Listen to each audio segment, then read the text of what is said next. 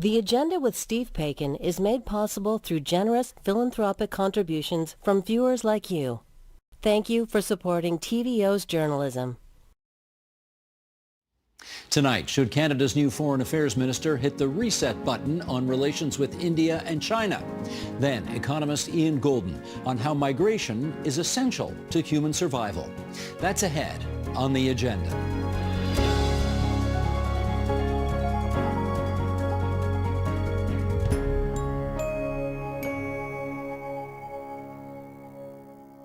Prime Minister Mark Carney went to Washington to try and reset relations with Donald Trump. Should he do the same with China and India?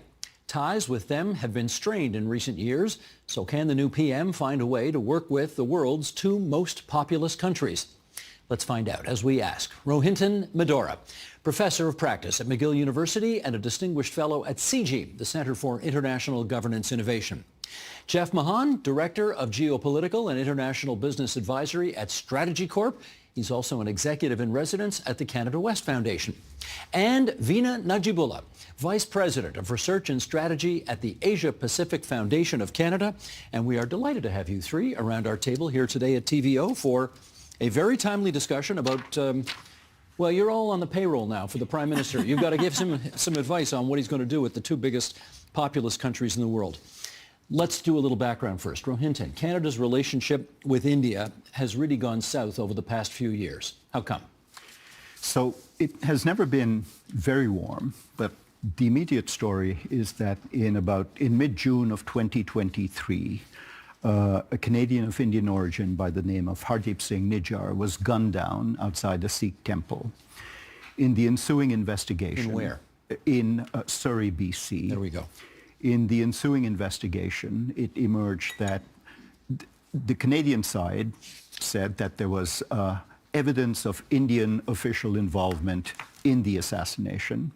Prime Minister Trudeau stood up in Parliament in September of that year to make that claim. And that's led to a blow-up in which subsequent waves of diplomatic expulsions, the ending of on and off trade talks were off again, has led to a climate in which the Canadian side feels that they have evidence that the Indian side is not respecting. The Indians feel that the evidence is not as strong as we feel. The evidence, by the way, comes from Five Eyes and other sources which we cannot hold to court. There are 4 suspects in custody. That trial's been adjourned on and off, and we will know when that proceeds just what the evidence is and what the real political fallout will be. So that's the story leading up to Mark Carney's taking over as Prime Minister. The Indian Prime Minister, Mr. Modi, put this on X after Mr. Carney took over. Congratulations, Mark J. Carney, on your election as the Prime Minister of Canada, and to the Liberal Party on their victory. India and Canada are bound by shared democratic values, a steadfast commitment to the rule of law, and vibrant people-to-people ties. I look forward to working with you to strengthen our partnership and unlock greater opportunities for our people. Okay, Veena, that sounds pretty good. What did you infer from it? Well, it is an extremely warm congratulatory message, and one that would be hard to imagine if Prime Minister Trudeau had won the election. I think it does show that India is signaling that it's interested in a potential reset in the relationship, that it sees this as an opening.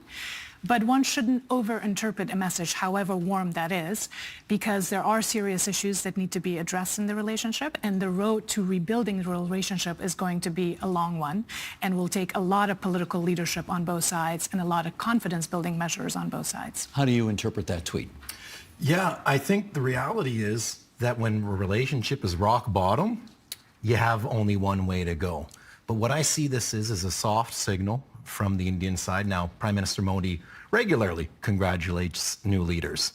And as Veena said, it would have been hard to imagine under Trudeau. I'd say actually be impossible to imagine. Wouldn't happen. Because, the way the Prime Minister stood up in the Parliament, that was a real big affront to India. They saw that as a loss of face.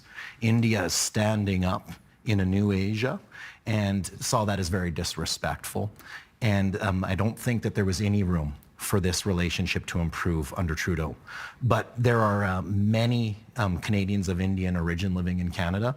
We're a natural partner, And I think the Indian side would like to see some steady movement towards progress. So the ball, or the puck, is now on Prime Minister Carney's stick. That is a very timely reference you made there, given we're in the midst of the hockey playoffs. In which case, let's get some ideas out there. Again, I'm putting you all on the payroll. Give the new Prime Minister, and in fact, just today, the new Foreign Affairs Minister, Anita Anand, some advice on how she can reset this relationship.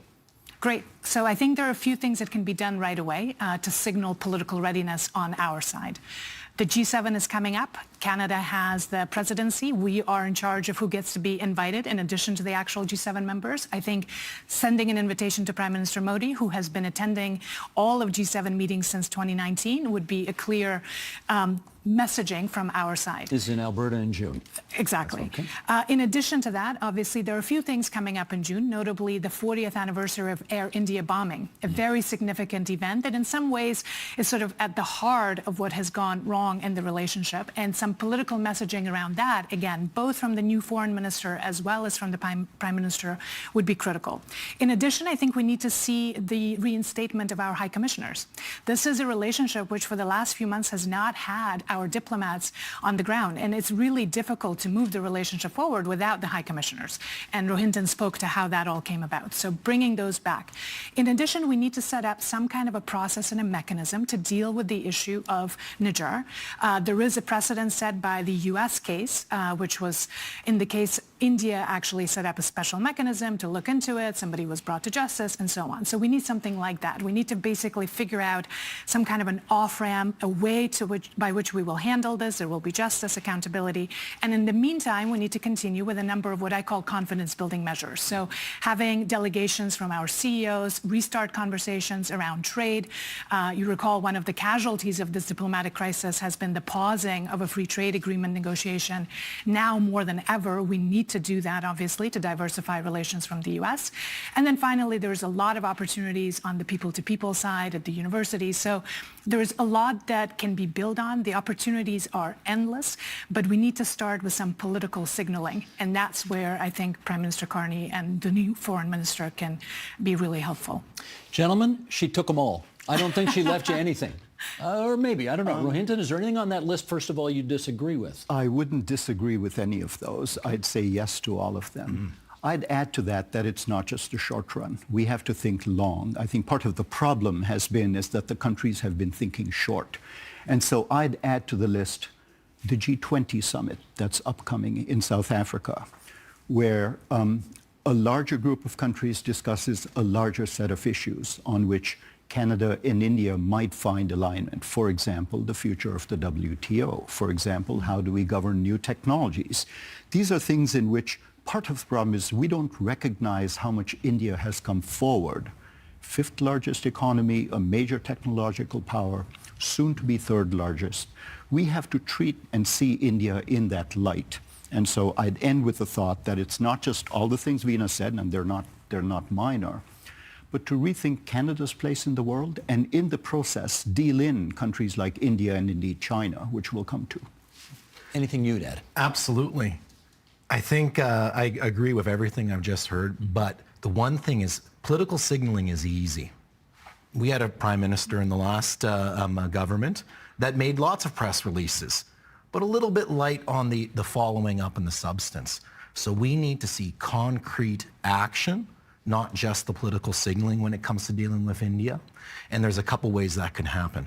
First, I would say the low-hanging fruit is going to be when it comes to the economic affairs. So Canada pulled out of the EPTA, which is the Early Progress Trade Agreement.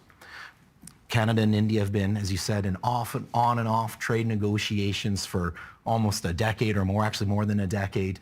And one of the things we dealt with was, instead of doing this big comprehensive deal, let's focus on an early progress trade deal, get some nice sectoral wins that can immediately deliver for each country. But Canada pulled back from that. It's in Canada's court now to come in and restart those negotiations. And this would be great because, given our agricultural exports, the investments, and the need to be able to tap into that growing market. So that's one thing. And part of that, it means this notion of compartmentalizing. As Veena said, there's these very sensitive issues, particularly around this court case that's going to be continuing to unfold over the next little while, and it's going to trickle out lots of information. So we're going to need to be able to make sure that we can safeguard and parameterize the good aspects and not allow them to get drowned out by some of these more sensitive issues. And in helping to do that means taking India's national security concerns seriously. We don't now? I don't believe so. From the perspective of India, we certainly don't. Let me follow up on that with you, Veena. The issue of Sikh independence, the issue of Khalistan, these are problematic for every prime minister, particularly a Liberal prime minister, which relies so much on the base of Liberal Party support from that community. How should this new prime minister navigate all that? It's a complicated issue. And again, it underscores the importance of political leadership. Jeff said, political signaling is only start, but we will really need political leadership. And I wouldn't underestimate how important it is the next few things that Prime Minister Carney or the new foreign minister say about India. So that is critical, especially on this issue, because we have traditionally sort of taken the approach that this is a freedom of speech issue, this is a charter rights issue, and that is, of course, the case. But it's also a sensitive political issue for which something doesn't have to be illegal for us politically to say that's unacceptable or that's not in line with Canadian values. Now, you don't have to outlaw something to show that you don't agree with it. And there are certainly things that have happened in various parades or flotillas and such that glorify violence, and that is certainly un-Canadian. That doesn't go with our values, and for our political leaders to have the courage to say so would actually go a long way. And then I'll remind you that Canada is not alone in having to deal with this issue. This is also an issue that plagues India's relations with Australia, with the UK, with the US, with New Zealand, essentially other Five Eyes countries that have managed to deal with that issue as liberal democracies, but also build strategic partnerships and close law enforcement cooperation with India. Now, it's taken time. It's not easy, which is why I agree with Rohinton that it's going to be a long journey, but it begins with a political decision that says the relationship with India is more important than just domestic politics, and that with a country that's going to be the third largest economy, that is already a major global power, we should not be reducing the relationship to this single issue. Do you think the current Canadian government understands that that's what's required? I believe they do.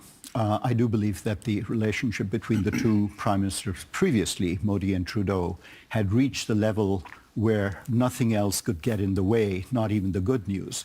The cabinet, whose composition we now know, I believe gets that bigger picture. I'd certainly recommend that we situate our relations with countries like India in terms of that and think of the technology, think of the other opportunities in the next 50 years rather than what's happened in the past 50 years. But India and Pakistan over Kashmir is something that, we do not want to be kind of a drive-by accident as a result of that conflict. How do we avoid the added complications of all of that in terms of our agenda going forward? We should also be realistic. Canada by itself has zero leverage in the current dispute over Kashmir. Our relations with India are ice cold, and with Pakistan maybe slightly warmer. This is a region, and this comes back to my point about Canada's place in the world. Who can make a difference in that conflict? Certainly the US, China, Turkey, Iran, the Gulf states, Saudi Arabia. The only way Canada can make a difference is perhaps through a G7 or some kind of EU plus initiative. So we should know when to stay away from something or not make statements that help no one. And Canada did speak as the leader of G7 again. We were a little late to the party, but about 3 days after the violence really escalated, Canada did issue a G7 statement. And I think that would be the way for us to move forward.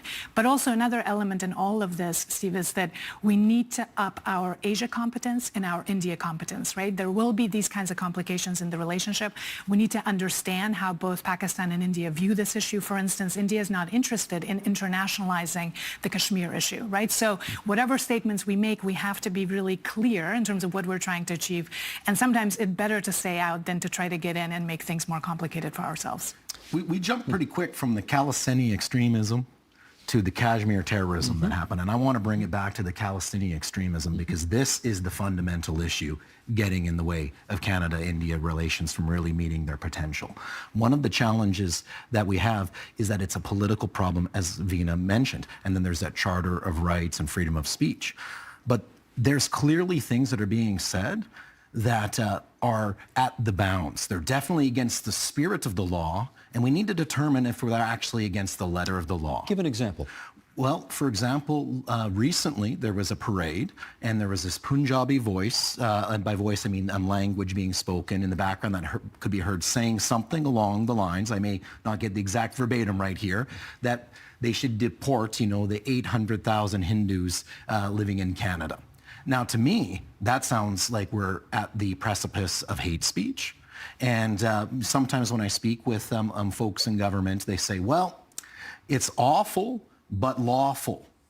And I think we actually need to test the case and start moving to some of these instances where they're advocating political violence, they're celebrating, an extreme terrorist attack that we're going to have the 40th anniversary coming up. India. And because of the situation with the Khalistani extremism, first it was anti-India, then it became more the government, and now they're actually now starting to focus on Hindus themselves. And this is where we're getting into a really mushy area. And the last I checked is a charge doesn't mean you're convicted. A court interprets the law and the actions and make the determination. And it's about time we start showing that Canada has limits to free speech. I'm jumping in here because I know we could do more on India, but China awaits. Veena, recap the main events that have led to the souring of our relationship with China over the past few years. In 60 seconds or less. Well, that would be nice, but do what you need. I will try. So Canada was actually quite slow to coming to realization that China under Xi Jinping had really changed. Australia, Japan, US, other allies got there much faster, recognizing the China threat to national security and economic security. For us, our wake-up call came in 2018 when we detained the CFO of Huawei, Meng Wanzhou, and China retaliated by essentially taking 2 of our citizens hostage. That episode lasted for about 1,000 days and really represented the low point in our diplomatic relations. Since then, of course, we've had COVID and China's wolf warrior diplomacy when they sort of aggressively went and engaged with their stakeholders both in the region and outside. We've also had, obviously, the current crisis, the trade war, economic sanctions and retaliation, and then the whole chapter on foreign interference, which also went on for multiple years and months and basically demonstrated that the relationship with China was not just about economic opportunity, which was what really we were doing for about 20 years or so. It was all about deepening economic engagement, and that there was a lot more to that relationship. It was much more strategically competitive in nature, that China actually also represented serious threats to our democracy, to obviously people who are living here, who have roots in China, so transnational repression is a serious issue. And of course, now we're yet in a new moment where we can just continue with how we were seeing China, because China was named as a disruptive power. But of course, President Trump has now become a disruptor in chief, so we can't really, and in comparison, China's trying to present itself as a much more reliable partner. So I think we're at a moment where we need a new conversation, a public discussion about what would a made in Canada China strategy look like. As we shall get to. Here is what a spokesperson for China's Ministry of Foreign Affairs had to say about Mark Carney's win as Prime Minister and in the ensuing election. Quote, China's position on its relations with Canada is consistent and clear. China stands ready to grow its relations with Canada on the basis of mutual respect, equality, and mutual benefit. Rohinton, that's a bit of a different tone from what we heard from Prime Minister Modi of India, wouldn't you say? It is, and it is partly because, as colleagues have noted, the relationship between Trudeau and Modi was just so bad that this kind of signaling warmth made sense in the Indian case. In the case of China, China has many fish to fry internationally. Although India is a rising power, and we all respect that, China is already risen. It is part of the G2, and that's what is driving the world. So China is signaling that China does not need Canada as much as Canada perhaps needs China. I That did shows note- in the trade figures, it shows in many facets. And the Chinese Foreign Ministry has never been known for its warmth. Well, I was going to say, there's no congratulations on your victories mentioned there. It's just, okay, we're here. We're ready to talk when you're interested and available. But it wasn't warm, was it? It wasn't warm, but it signals businesslike. And Carney, I think, has more business that he's transacted in China perhaps than India. And so there's a sense that we know you, we're ready to work with you, but there will not be smiles all around. It may not be warm, but this is China's version of a charm offensive. And if you actually combine that with all the statements that we're now hearing from the ambassador of China to Canada, they are signaling that they're interested in taking advantage of this moment and the bad relationship that Canada now has with the Trump administration to try to create a wedge between liberal democracies, certainly Europe as well as Australia, Japan, and other allies that the U.S. has. I mean, China sees this as a huge moment of opportunity. Basically, this is the greatest gift that President Trump could give them, is to actually start a fight with all of its allies around the world. And China, of course, wants to capitalize on that.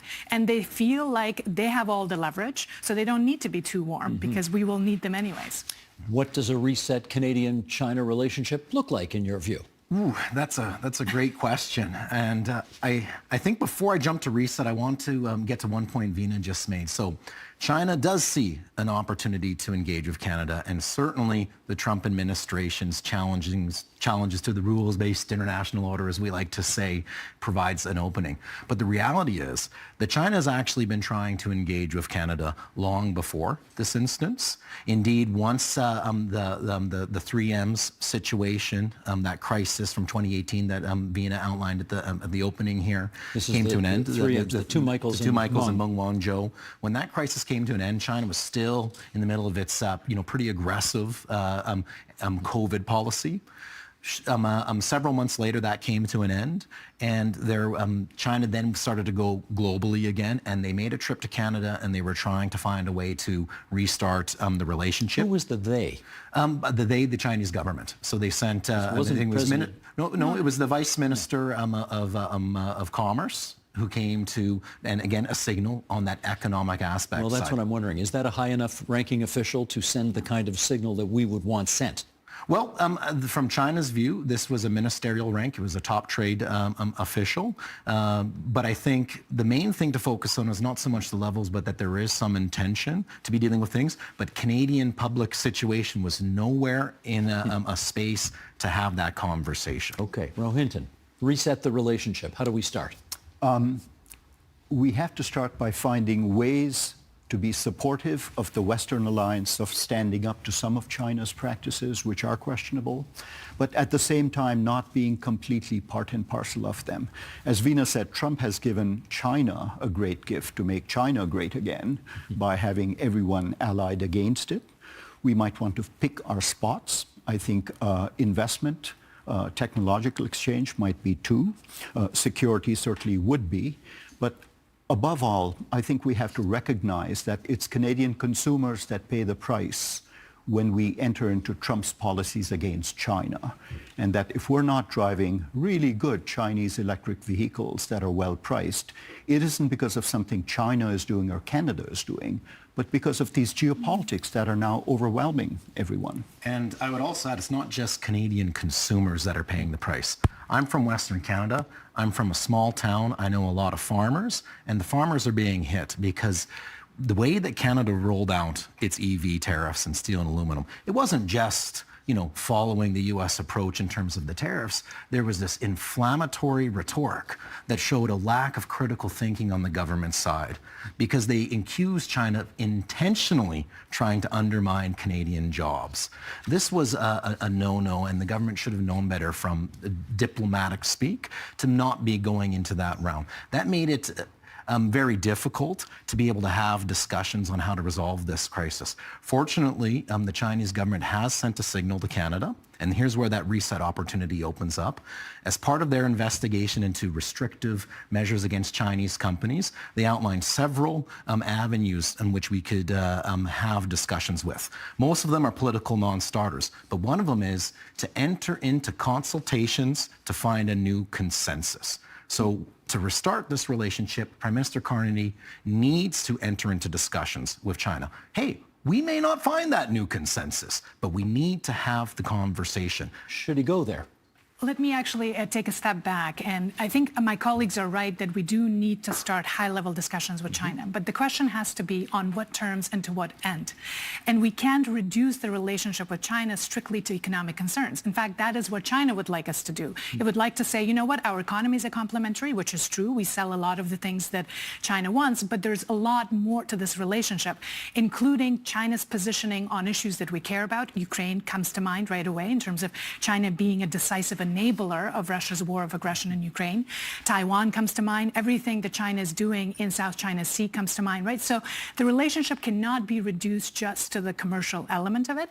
It's important, but we're not in the same position that other allies are, like Australia, Japan, who depend on China for 30% of their trade, right? So they're in a much harder position. We trade with China. It's our second trading partner, but only at 7.6%, meaning that there's a massive gap between what we do with the U.S. and what we do with China. And other trading partners in the region through the CPTPP, the Comprehensive Progressive Trans-Pacific Partnership Agreement, they are becoming more important to us. So Southeast Asia, Japan, Australia, others. So I think we need to know that we're coming into this from a position of strength.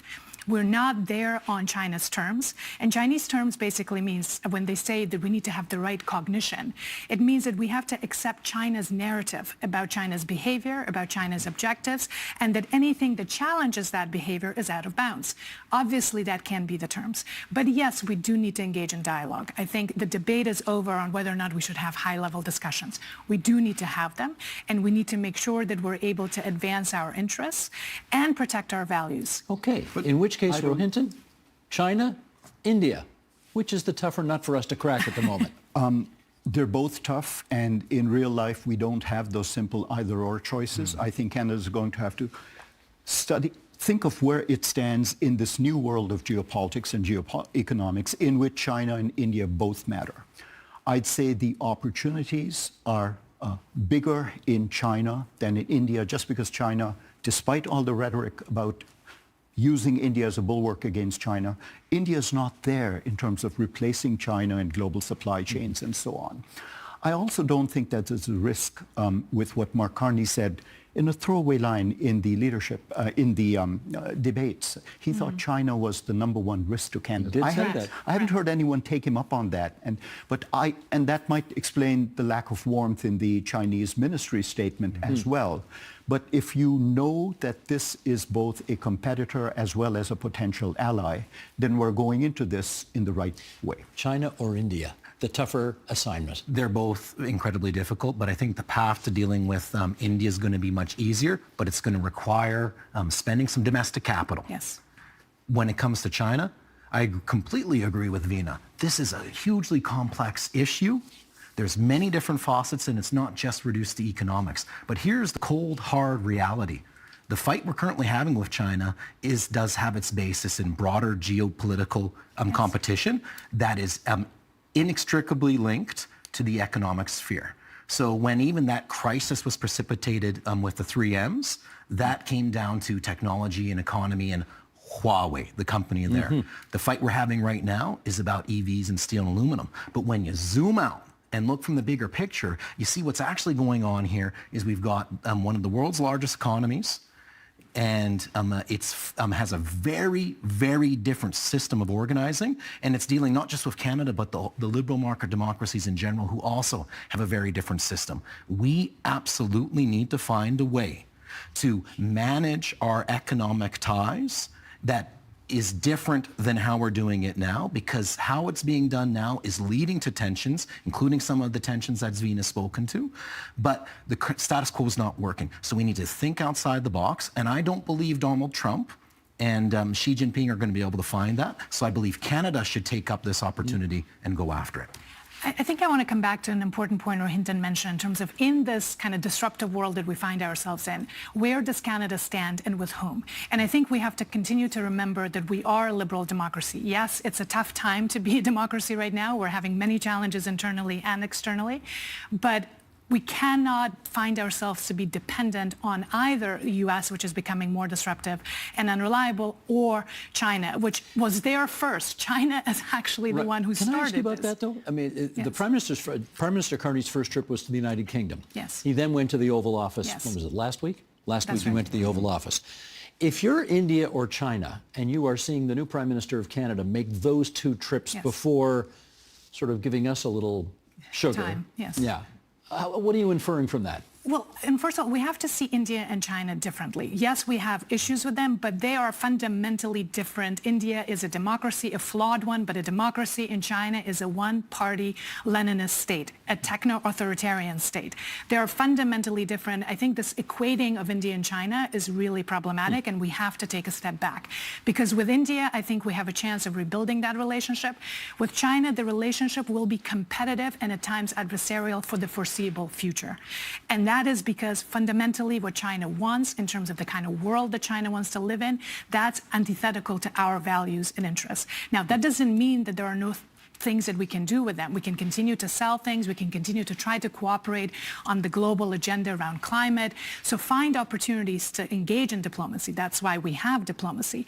But the relationships are different. Now, back to your actual question on Prime Minister Carney, I think we do need to turn to Asia because the Indo-Pacific partners like Japan, Australia, New Zealand, Indonesia, India, they all matter to us in building this kind of coalition of middle powers who will resist the great power excesses both from the U.S. and from China.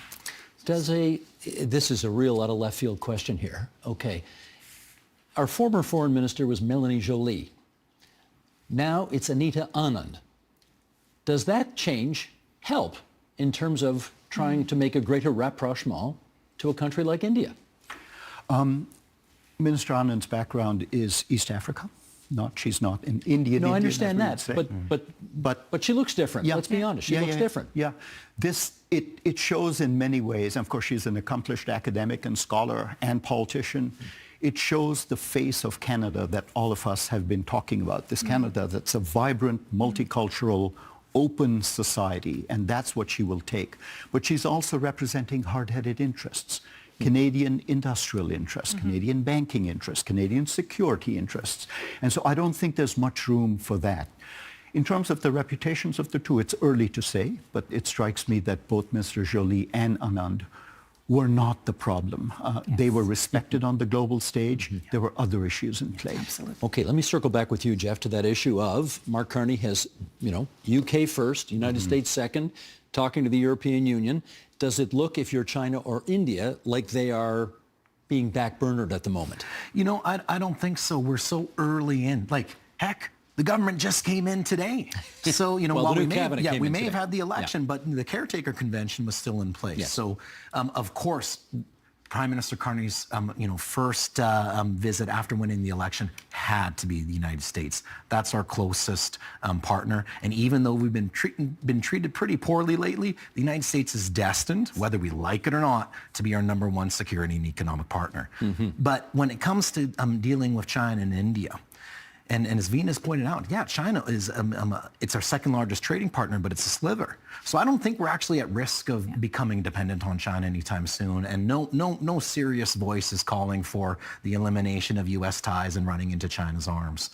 So what needs to happen is we need to move fairly quickly in trying to settle both of these relationships and put some paving stones down. Canada needs to take the first steps.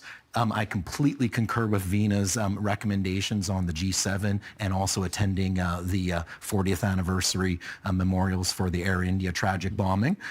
But when it comes to China, we need to also quickly take them up and engage those discussions. I'm sending a bill to the PMO for this excellent advice that you have all offered, particularly to our viewers and listeners here today on TVO. Jeff Mahan from Strategy Corp and the Canada West Foundation, Veena Najibullah, Asia Pacific Foundation, Rohinton Medora, McGill University, and CG.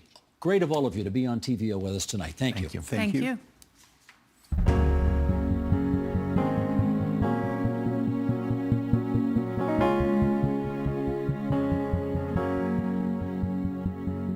While headlines about migration might make it seem like a relatively new phenomenon, the movement of people spans hundreds of thousands of years and, according to our next guest, has been essential to the survival of the human species.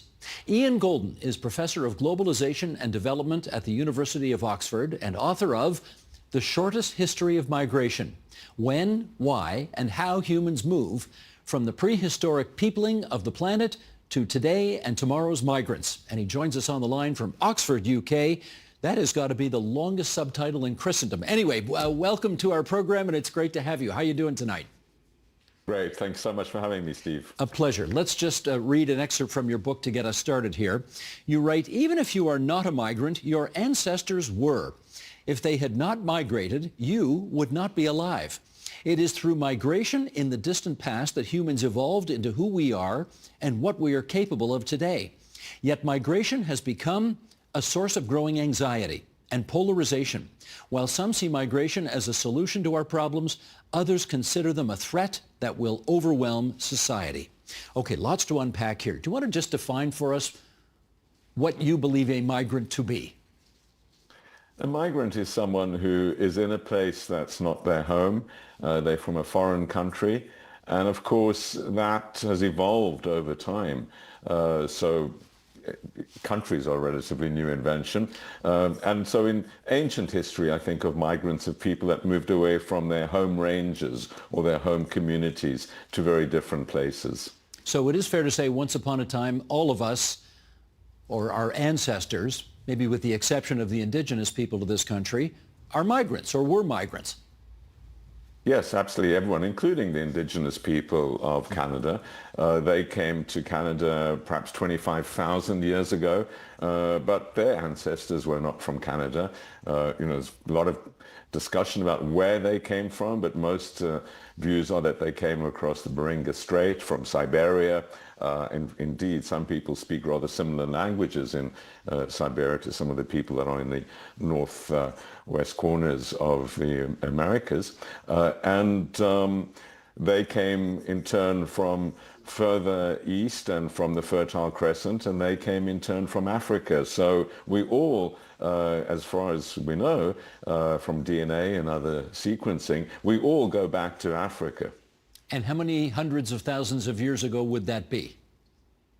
Well, the first movement out of Africa was about 90,000 years ago, but most of us came out of Africa 60 to 50,000 years ago. And went to where in the main? Well, it was a quite extraordinary spreading, first to the Fertile Crescent, to the places now in the Middle East and the Gulf that are near Africa, the Horn of Africa, and then from there east and west. Quite extraordinarily, people had already reached Australia by about 45,000 years ago. We keep rediscovering older and older DNA sequences and evidence about the peopling of the planet. We used to think that people only got to South America maybe 15,000 years ago, but now things are being found that are traced back to 20,000 years ago or more. And so by about 25,000 years ago, most places on Earth, most habitable places on Earth, had been inhabited, of course very sparsely so, not always permanently, and some great mysteries, like how did people get to Australia 45,000 years ago, although it was the Ice Age, and so land was much more exposed, a lot more of the ocean was on the land in ice, but still you couldn't walk to Australia. You'd still have to traverse the ocean to get there. And these are great mysteries about this. It's like a detective story as we keep uncovering more and more evidence, but there's a lot of mystery still to it. How they got there's a great question, but why they decided to leave in the first place, I think, is another good question. Do you know the answer? Well, we can pick at the clues and we can see some of the evidence. I think it's pretty clear that people basically moved mainly to escape danger. So like refugees today, famine, drought, flood, fire, those sorts of things forced people to move. conflict later. But also, I think people move for curiosity. What's over that mountain range? Where do the birds go to when they migrate and then come back? And also for personal reasons. You know, I don't like my mother-in-law and that family, and I'm going to move. So I think it's rather similar things that motivated people then as today. A curiosity, an exploratory spirit, and also some wanting to, and a lot of escaping peril. And that's why I believe, and I think most ancient historians and archaeologists believe, that humanity would not have survived if we had not left these perilous places. They were telling mother-in-law jokes 50,000 years ago? Quite possibly. Why not?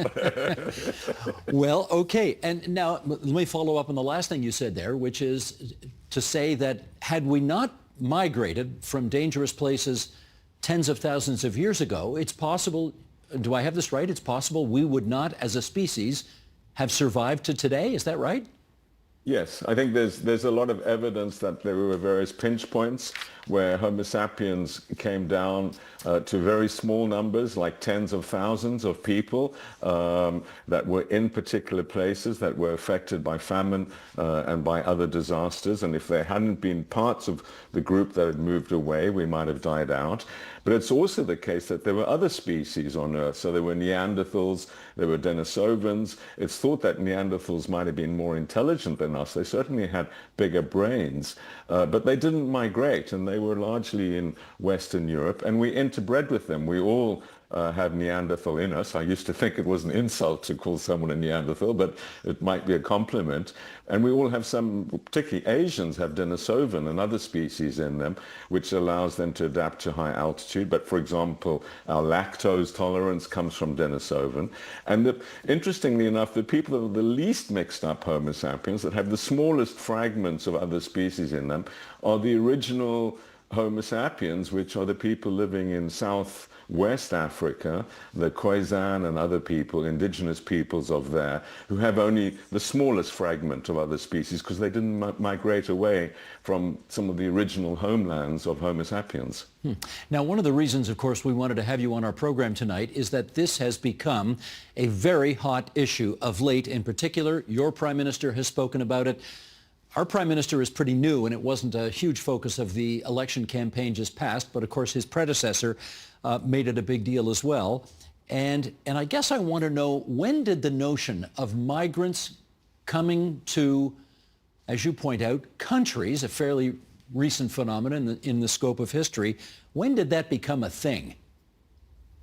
Well, until really the First World War, most of the extent of control of governments, to the extent that they did control things, and of course countries were much bigger then, they hadn't fragmented as much as they have today, but most of the control was on people leaving.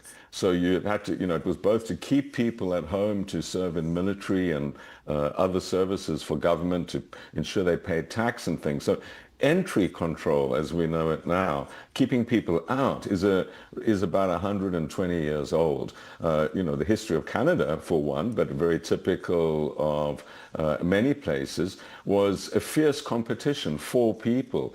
Indigenous people had been there for a very long time. They were dispossessed from their lands. But in the book, I have an image of a Canadian advertising van that was going around in Britain asking people to move to Canada. And it was a fierce competition between Canada, parts of the US, and other countries for people in the second half of the 19th century.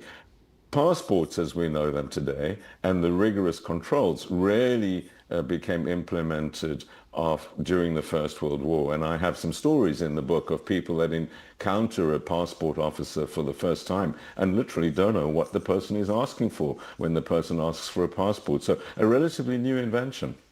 So if the idea once upon a time was to keep people from leaving, now it's clearly the opposite. It's more concern about having people come in. What are the factors that have precipitated this new border control against bringing people in? Well, I think it's no accident that it largely arose during the First World War. So a fear of foreigners, then it was, you didn't want, for example, Germans to come into the Allied countries. So it was a sort of fear of people subverting your economy. So I think that was part of it. Then we went into the Great Depression and we had high levels of unemployment. And then it became competition for work idea. And that's grown.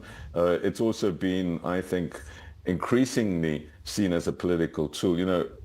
All the evidence, and I muster this in the book, points to the benefits that immigration brings. But increasingly it's been seen as a threat by many people, by many countries, even those countries which have benefited most from this. You can't imagine the US today or Canada today or many, many places without these successive waves of immigrants that have made them what they are. But it is the case that the last one in wants to pull up the drawbridge. Well, let's do something somewhat heretical here, and that is introduce some empirically provable facts to our discussion. And to that end, I'm going to go back to your book, and here's an excerpt from it as we look at the stats. The number of migrants, you tell us, the number of migrants worldwide has been rising steadily in recent decades, nearly doubling from 153 million in 1990 to 281 million in the year 2020. As a share of the total population, however, there are not many more migrants today than in the past.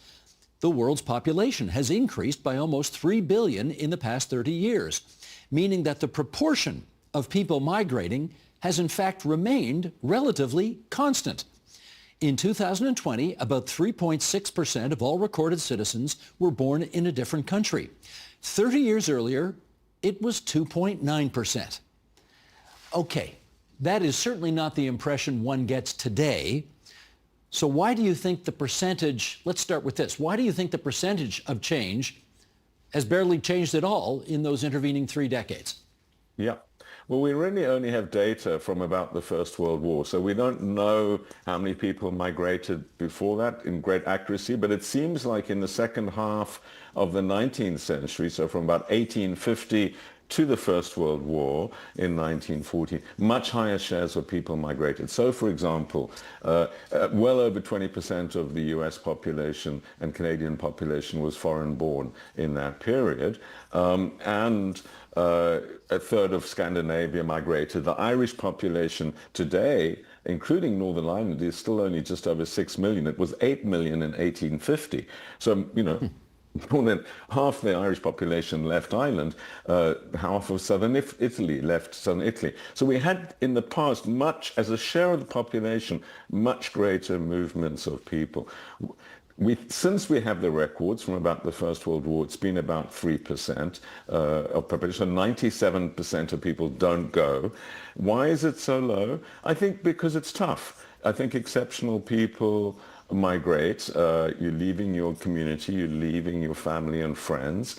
You're often going to unknown places. You're an outsider there. So it's exceptional people that migrate, and they're also exceptional in the places they go to. They stand out, they don't have the networks, the family, etc. and offer. So most people don't want to do that. The evidence seems to suggest, on average around the world, about 3% of people leave their home country to live elsewhere.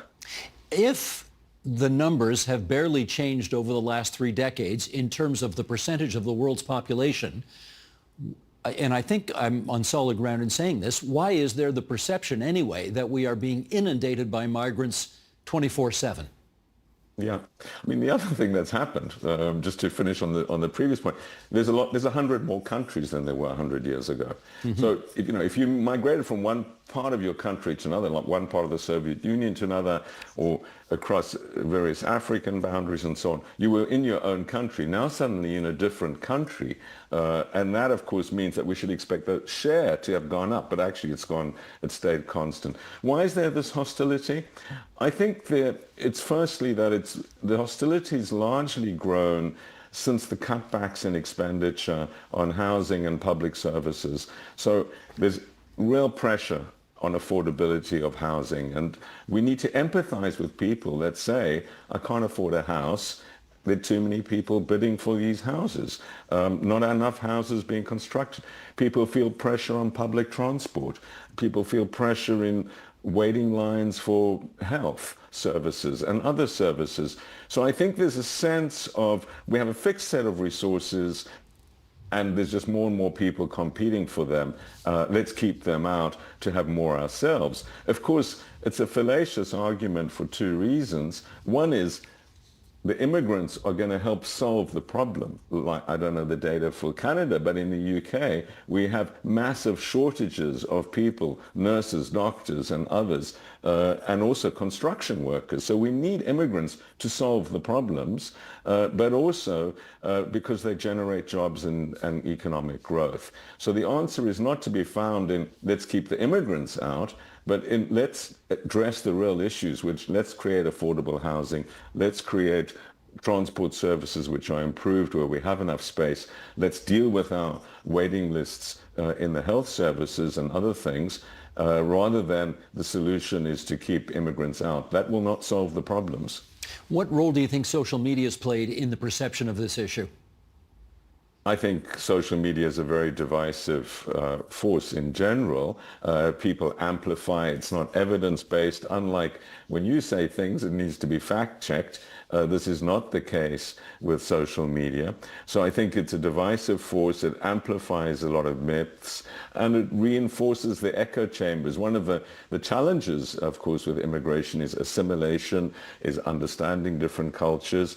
And social media is not good at that because it's very much within a community rather than across communities that I think it operates. If we clamp down on migration, as we are certainly seeing on the southern border of the United States of America with Mexico at the moment, what do you think the long-term consequences of that are? Well, in the U.S., the consequences will be extremely negative in the short term and in the long term. In the short term, what we're going to see is shortages of people in key services. And we've seen this in previous clampdowns, shortages of agricultural workers, of construction workers, leading to higher prices, leading to even some things not being on the supermarket shelves possibly. The other short-term impact is a lot of undocumented workers, particularly, but migrants, work in home care, in childcare, elderly care, and other home services. And that's allowed particularly women to get back into the workforce. So one of the things we see happening pretty quickly is female labor force participation in the workforce goes down when you cut out migrant workers because they have to go back home to do the tasks that migrants are often doing. So your labor force participation goes down. What we also then see in the medium term is the dynamism of the economy slows down. Migrants are far overrepresented in the things we need to improve productivity growth and innovation. So they're something like 3 times as likely to start a small business than a native person. They double the representation in Nobel Prizes, Academy Award winners, and across the board. If you look at the patent and innovation data, you see similar sorts of statistics. So the source of dynamism in your economy gets undermined. So the short-term impact is negative, inflationary, interest rates stay up for longer. The long-term impact is that you create less jobs and you have a less dynamic economy. In our last minute here, then, let's bring it home and talk about the migration bargain that you think we need to make. What's the migration bargain? Well, I think we need to recognize that people have legitimate concerns regarding the number of migrants. I think we as societies, particularly democratic societies, we have the right to choose how many people are in our societies. I think more is better. So we should admit more foreign students, more immigrants with skill, and some unskilled immigrants as well. But we need to ensure there's a bargain, that they need to abide by the laws of our land. They need to pay taxes. They need to be documented. They need to abide by criminal codes. And in return, I think they have rights that go with citizens. So they must receive minimum wages, health and safety, and other rights, and safe passage.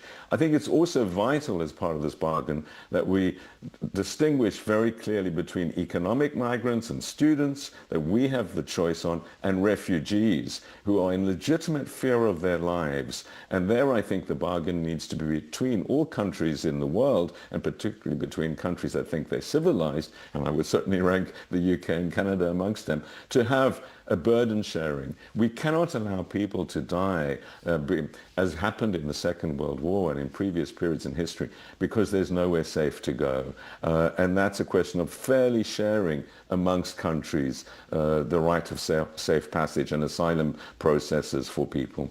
You know, I'm going to beg the control room for an extra minute here because I do want to end with a personal question as it relates to the dedication of your book, which is, quote, to my grandparents who gave up everything to flee. What's their story? Yeah, I think, we all owe our background to migration. None of us would be here, but I feel that particularly personally.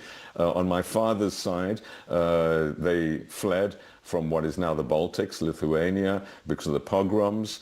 Everyone that remained was killed. They fled to South Africa.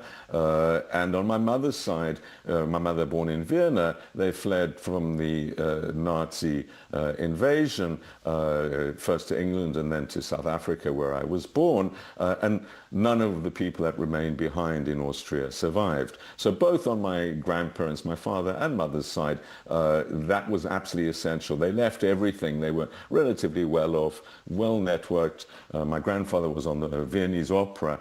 It didn't help him or protect him in that time. And of course, then I repeated the story because I, as a South African, I got involved in the anti-apartheid struggle and then left South Africa and had the great privilege and honor of going back to serve in the government of President Nelson Mandela when the country became democratic. So I sort of repeated this refugee cycle, which is one of the reasons I'm so passionate about this subject. So when you say in your book, migration has helped keep our species alive, as they say in the States, you're not just whistling Dixie. This is a very personal story for you, yes? It certainly is. It is. Ian Golden is a professor of globalization and development at the University of Oxford. His book, The Shortest History of Migration, is well worth your time, and we are delighted you could join us from Oxford, UK. Thanks so much. Thank you so much, Steve.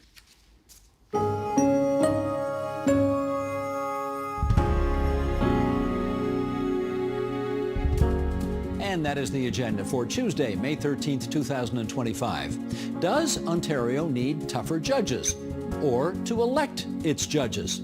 The Premier thinks so. We'll explore that question tomorrow and hope you'll join us for that. I'm Steve Paikin. Thanks for watching TVO, for joining us online at tvo.org, and we'll see you again tomorrow. We are where you are. TVO's current affairs journalism is available across platforms across Ontario, on Roku, Amazon Fire, Apple TV, and more. Catch The Agenda, The Thread, On Poly, and other podcasts, docs, and video series on the device of your choice when you choose.